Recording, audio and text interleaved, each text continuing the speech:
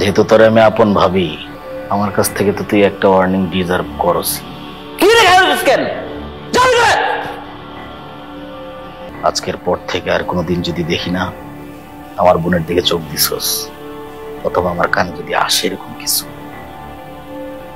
তাহলে তোর বুকটার মধ্যে একটা পাড়া দিব। আর তখন বুঝবি সম্রাটের ওজন কত। ফকিন্নি হয়ে তুই চাঁদের দিকে হাত বাড়াস। সবকিছু সবার জন্য না।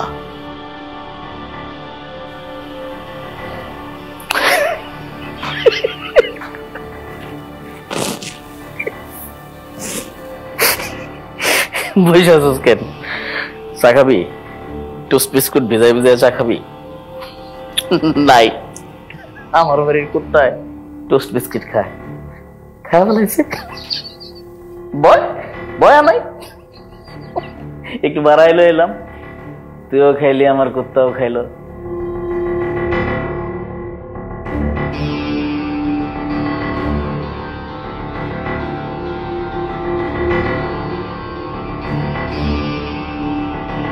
আমার পারমিশন ছাড়া বাসা থেকে এক পা বাইরে দেওয়া নিষেধ।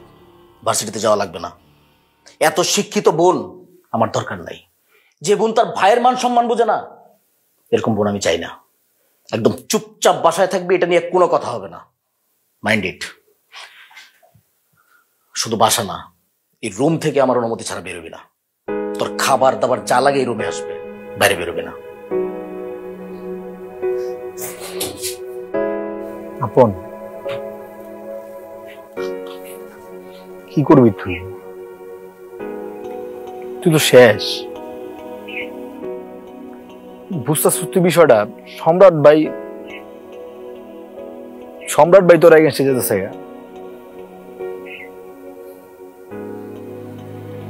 কি করবি তুই? যাই না কি করবো।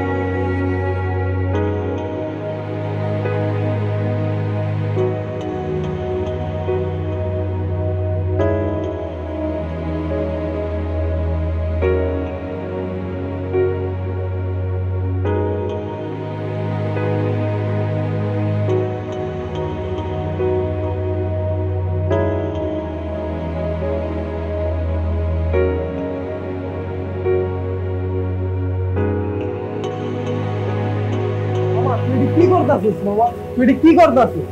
কেমন রাতে খাইস না বেড়া, আমরা নিতে পারি না বেড়া।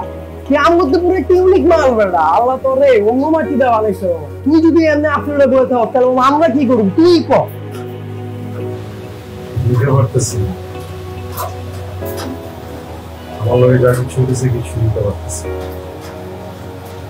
চাইলে অনেক কিছুই করতে পারি, কিন্তু কেন কিছু করতেও পারতেছি। তুই পারতাছিস, কিন্তু আমি ঠিকই পারবো। আমি কি লেগে পারবো জানোস? কারণ আমি এটা নিতে পারতেছি না। আমার বন্ধু আমার চোখের সামনে মরে যেতেছে, এটা আমার ভালো লাগতেছে। তোর লাগে যা করবো এটা আমিই করবো, তুই দেখিস খালি।